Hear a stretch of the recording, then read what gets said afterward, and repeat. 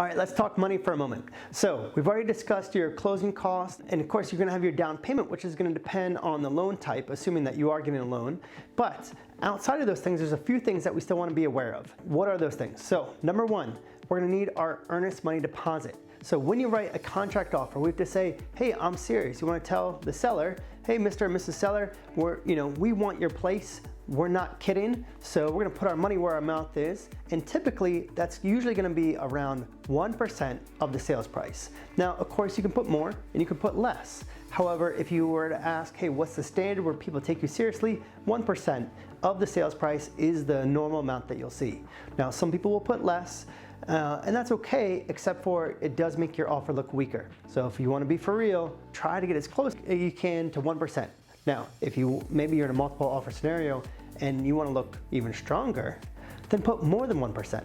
So if we're talking about a $300,000 house, that's $3,000, but instead of $3,000, maybe put 5 or 10. You get the idea. So the first thing that we need to know is that EMD, again, plan to save 1%. Number two is gonna be your home inspection. Now your home inspection is gonna run anywhere from about $400 to $2,000. Now I know that's a ridiculous range, so let me quantify that a little bit. Here's the deal. Most home inspectors charge based on the square footage of the home. So the smaller the home, maybe it's just like a little condo, that's gonna be fairly cheap. If it's something huge, a 7,000 or 10,000 foot home, that's gonna be more expensive. So most of the stuff that I see out there is 400, 500, 600 bucks right in there for your general home inspection. Then you have your add-ons, right? So a termite's usually gonna run around $50 for a termite inspection. If there's a fireplace, you wanna do a chimney inspection, that's usually between $75 to $125. If you wanna do a radon test, that's usually around $180 or so. Then if you have well and septic, well, a well test is usually around $180 to $225. And then septic can run anywhere from about $400 to $800 for a septic inspection. The septic gets kind of crazy expensive. It also depends on how in depth do you want them to, dig the stuff up a little bit to see where the actual tank is, maybe shove a camera down there, find out exactly what you're working with. The point is, it gets expensive. So a range is greatly dependent on A, the size, and B, what are the inspection types that you need. So if you have a place that needs well, septic, chimney, radon, the general, sure, it's gonna get a little pricey. If you get something that doesn't need all that, of course it's gonna be a little cheaper, okay? We do have our go-to home inspectors that we can recommend. If you have someone you wanna use, that's fine too. We will help coordinate that, of course, for you and get it scheduled. That is money that you're gonna pay directly to the home inspector. They are a third-party service. So if you pay for the inspection, we do the inspection, and you're like, oop, I can't buy this place, it's too scary, there's too much wrong with it.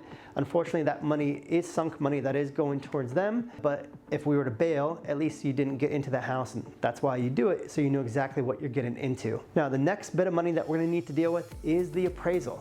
For most people, the appraisal is gonna be around $500. It does depend a little bit, right? There are some waterfront, unique farms, etc., that are larger parcels and more expensive, that it could be $1,000 or so for the appraisal. But for most buyers out there, around $500 is probably gonna cover your appraisal cost. Likewise, that is money you're gonna pay directly to the lender. The lender will order the appraisal for you. You don't have to worry about it, you don't get to choose, you don't get to be there. It's all taken care of behind the scenes. During the process, you're also gonna get your homeowner's insurance.